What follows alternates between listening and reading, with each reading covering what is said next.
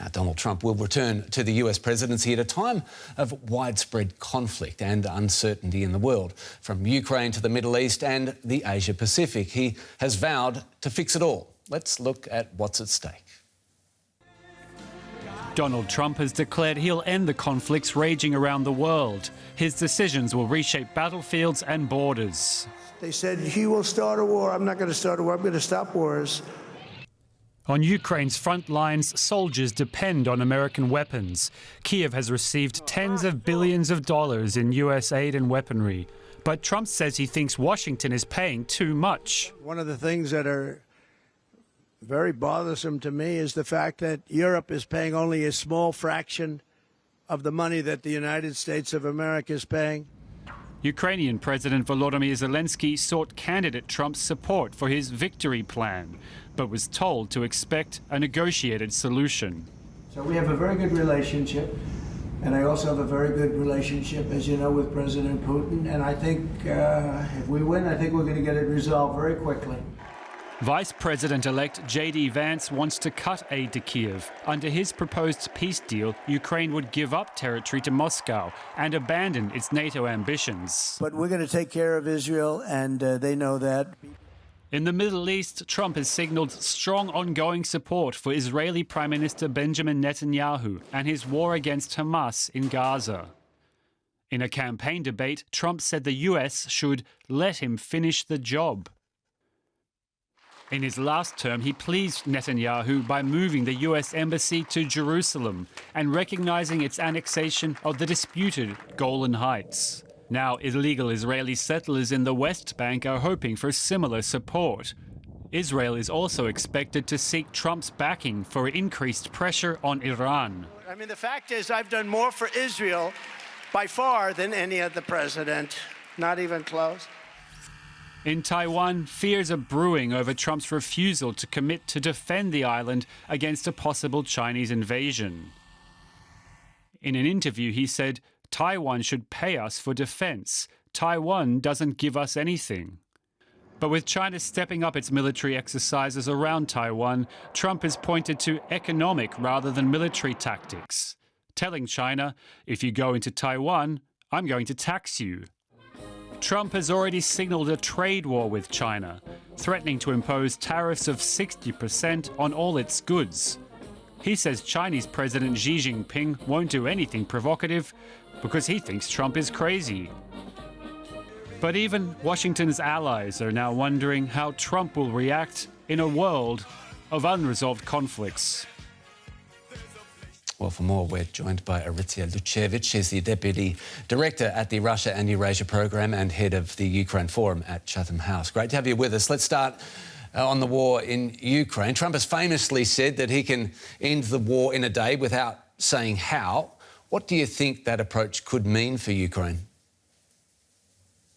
I think it's very emblematic in general of Trump's statements on the campaign trail and otherwise. He makes bold statements without much explaining what it means, although he says he has leverage over Ukraine and Russia and will be able to put both sides at the table. To be honest, in Europe and in Kyiv, this is seen with big skepticism and fear that Ukraine may become a collateral damage of the great power politics or just a sympathy that President Trump has vis-a-vis Russian leader Putin, and he may try to either please him, sway him towards his alliance against China, or simply threaten to withdraw military aid from Ukraine and give Russia a free pass of taking more territory. Yeah, so Trump thinks he's got leverage over Putin. Do you think Putin would agree? How emboldened do you think Putin will be with Trump in the White House, or could be? Well, Putin's strategy has always been, as he's failing on the, to take significant territory and to subjugate Kyiv, is to actually split Western unity on support for Ukraine. And Trump is his best bet that the transatlantic alliance within NATO and between European allies and United States will crack on what is the optimal end game of a Russian invasion in Ukraine. So I think he will be emboldened to try more aggressive military campaign, as we see with the involvement of North Korean troops. He has been launching severe drone attacks on the capital of Kyiv in the last week, every day and every night. So there's a lot of pressure mounting all over Ukraine. And he wants to convince Trump that this war is not winnable for Ukraine, even with American backing. So why would he, as the new president of the United States, maintain the old strategy? And that is the danger. So the next question being, do you see the US pulling its financial support for Ukraine under Trump?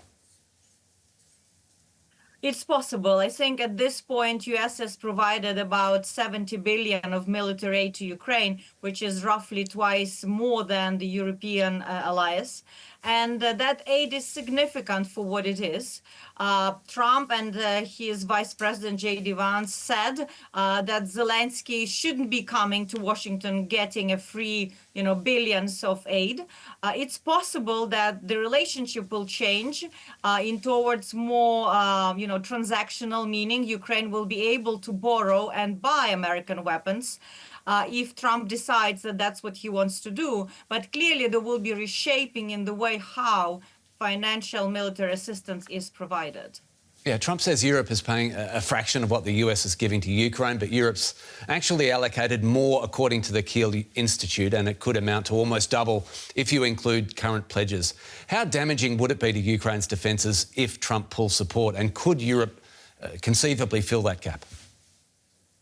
It is true that Europe is providing in nominal terms even more than United States, because Europe provides a lot of financial assistance to keep Ukrainian economy afloat and to be able to support social payments and actually partially as financing Ukrainian military to fight the war. So if America pulls out, it is being one of the largest militaries in the world with quite significant still stocks in what US can provide. It will actually weaken Ukrainian defenses and it could lead to the crumbling of the front line in the east because of the type of assistance that America is providing. And that includes infantry vehicles, howitzers, rocket launchers, all that is so much needed for the land war that Ukraine fights, and air defenses to protect the cities. It's actually, Germany is providing more, but the United States is number 2 supplier of air defense.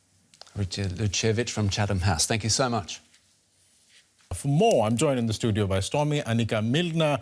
She's director of the Aspen Institute, Germany, which is a think tank, and we can discuss the potential geopolitical consequences of Trump's re-election. Welcome, Stormy. Welcome into the studio.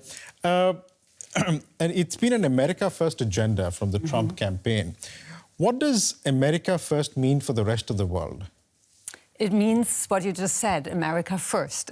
So from the first administration, from the first administration, we know that Trump has a pretty clear agenda where he puts the interests of the United States first. And we saw that very clearly in trade policy measures, for example, where very quickly tariffs were implemented. And he already proposed a baseline tariff of 10% or maybe even 20%.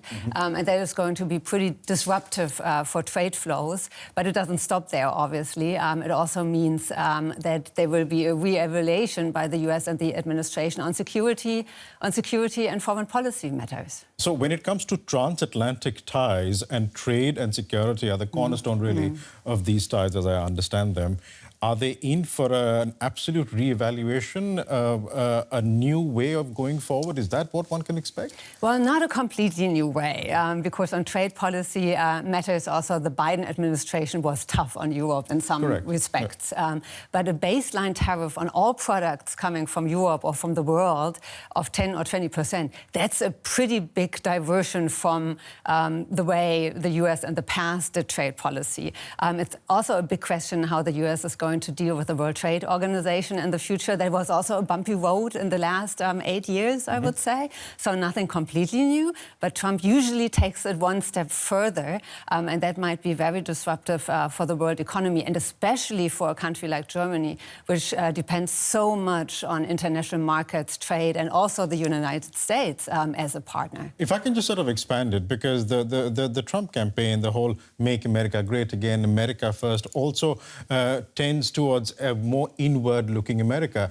But then you hear this quite clearly, particularly from Donald Trump, the animosity towards China in terms of unfair trade practices and other geopolitical issues. So on the one hand, you have an America that is looking inward, but also under Donald Trump wants to look at China and look at China's influence in the region. How do you explain this dichotomy of contradictory positions? Yeah, I wouldn't actually say that it's so much of a contradiction. Okay. So the US has been a hegemonic power for a really long time, and setting also the rules of the world, the liberal order, so to say, our Bretton Woods order after the Second World War. I mean, that all comes down to the United States. And this position in the world is seriously challenged by other ideas and ideologies. So it's a systemic competition we currently observe between the United States and China is perceived as the biggest security threat. And this is actually something which is not Trump-specific or Republican-specific. We have a deeply divided country, right? A deeply divided political system in the United States. But this is the area where there is consensus. On China, there is consensus. And it's also the Trump tariffs we saw in the first administration were continued under the Biden administration and made even tougher in some respects with regard to export controls. So this is definitely going to continue, but probably the style is going to be a little bit different than in the Biden administration. Tougher rhetoric. Donald Trump is also talking about 60% tariffs on imports from China. And the reason I sort of bring this up is because you have Europe that is also trying to establish a trade relationship with China, and that is also under stress because of a number of issues. So I'm just wondering, given the transatlantic ties that Europe has with America and how America might be tougher against China, how does that influence Europe's ties with China? Does that merry-go-round make sense? Oh, absolutely. I mean, it's all related with each other. So the EU has also been trying to be tougher on China, and we saw that just recently with regard to the anti-subsidy tariffs on e-vehicles from China, where we also didn't see a 100% unified position among EU members, including also our own government. Particularly Germany.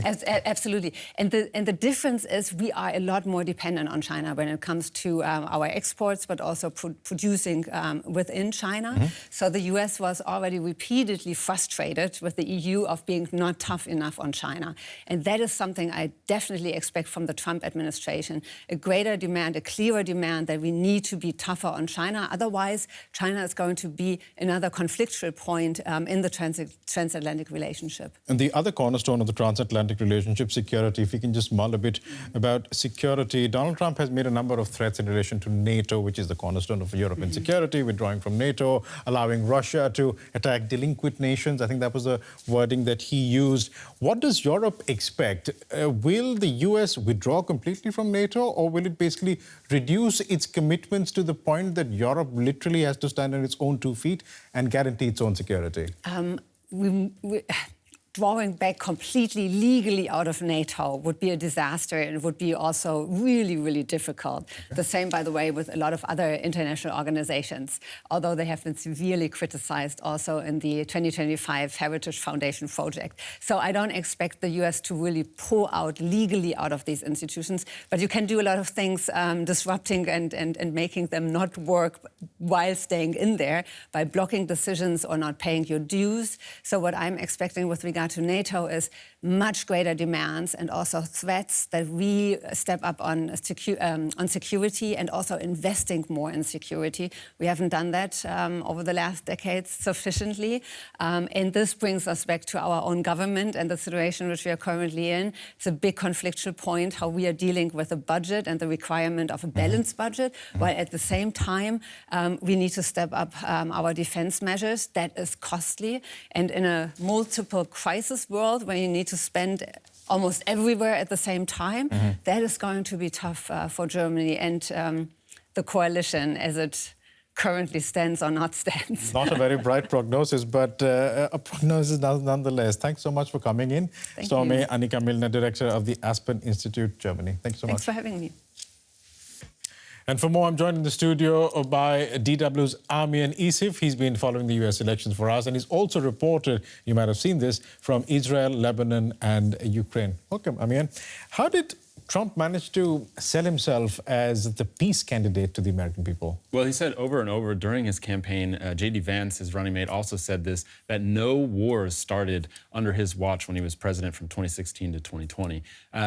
That is unclear what he's trying to say by that. Is he saying the U.S. didn't start any foreign wars? Is he saying any global conflicts didn't break out? But I can break it down. He's tapping into the deep unpopularity, first of all, of the wars that the U.S. did start, like Bush's war in Iraq that went on for a very long time and eventually became very unpopular.